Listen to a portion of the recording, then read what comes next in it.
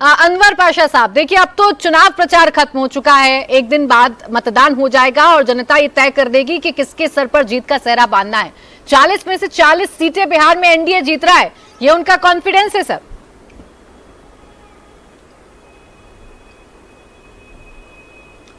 देखिए, दिन में ख्वाब देखने का, सपने देखने पर कोई पाबंदी, कोई रोक नहीं है।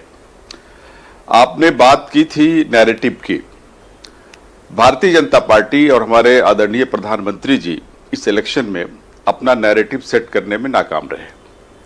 वहीं दूसरी ओर इंडिया जो है, इंडिया गठबंधन, उसने अपना नैरेटिव बहुत ही सफलतापूर्वक सेट किया।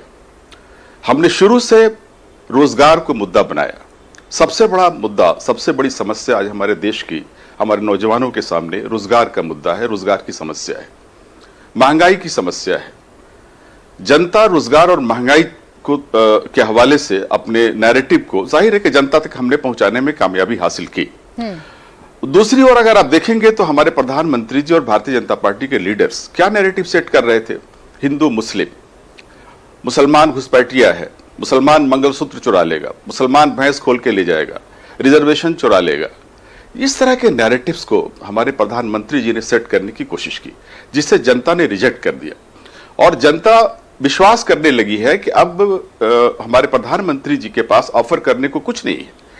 10 वर्षों तक उन्होंने शासन किया इस देश में और किसी भी फ्रंट पर वो सफल नहीं रहे, कामयाब नहीं रहे, और विदेश नीति भी उनकी जो रही है वो असफल रही है। आर्थिक स्थिति देश की सबसे भयावह स्थिति बनी हुई है। रोजगार का आप देखें आंकड़ा उठा करके 83% जो युवक हैं वो बेरोजगार हैं इस समय। आईआईटी से पास आउट जो हमारे छात्र हैं 38% युवा, 38% वो उनको प्लेसमेंट नहीं मिल रही है। यही स्थिति है। चाइना हमारे देश के एक बड़े हिस्से पर कब्जा करके बैठा हुआ है।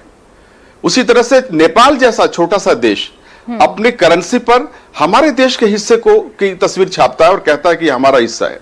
ये स्थिति हमारी होकर के रह गई है। के आगे नैरेटिव सेट कर पाए या ना कर पाए तो 4 जून को अनवर जी सबके सामने आ जाएगा, लेकिन इस हिंदू मुसलमान के घालमेल में तो आप भी फंसते हुए नजर आए।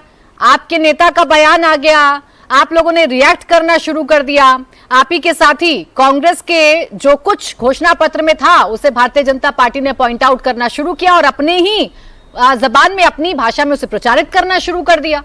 आप लोगों ने स्टैंड क्लियर नहीं किया अपना आखिरी वक्त तक। आप बताइए, आप ये बताइए, वो झूठ का प्रोपेगेंडा जो है जिस तरह से कर रहे थे, झूठ फैला रहे थे वोटों के लिए। जैसे अटल बिहारी वाजपेयी जी भी ये कहते थे कि सरकारें आएंगी और जाएंगी, मगर देश को बचा रहना चाहिए, समाज को बचा रहना चाहिए, एकता बनी रहनी चाहिए। हमारे प्रधानमंत्री जी ने बिल्कुल उसका उल्टा किया। उन्होंने जो झूठ फैलाया, अपने ही देश के अल्पसंख्यकों को दुश्मन बना के पेश किया। अगर झूठ फैलाया तो आपने क्या किया? मैं तो सिर्फ ये पूछ रही थी। मुस्लिम आरक्षण की पैरवी करते हुए आप लोग नजर आए। अब तो चुनाव खत्म हो रहा है, मतदान हो जाएगा एक दिन बाद। इस झूठ से पर्दा उठाने के लिए आपने क्या कुछ किया? आपको ये बताना था। झूठ की विक्रमजीत जी, अब ठीक है सर, हम उस झूठ की कलई खोलते रहे, हम उस झूठ की कलई खोलते रहे, मुस्लिम आरक्षण के पक्ष में खड़े होकर करते रहे, मुस्लिम आरक्षण के पक्ष में खड़े होकर। अब विक्रम जी आप रुक जाइए सर, एक मिनट रुक जाइए। हमें उस झूठ के खिलाफ रिएक्ट करना था। रुक जाइए सर, रुक जाइए। उनके झूठ के खिलाफ हमें रिएक्ट करना था। अनवर जी रुक जाइए, अनवर जी एक मिनट रुक जाइए सर। ये आपकी बड़ी गलत सी आदत है ना कि आप चुप नहीं होते हैं। अभी फिर मैं दूसरा तरीका अपनाऊंगी तो आप गुस्सा करने लग जाएंगे। थोड़ा खामोश हो। ये दूसरे भी मेहमान है, उनको चर्चा में ले आती हूँ।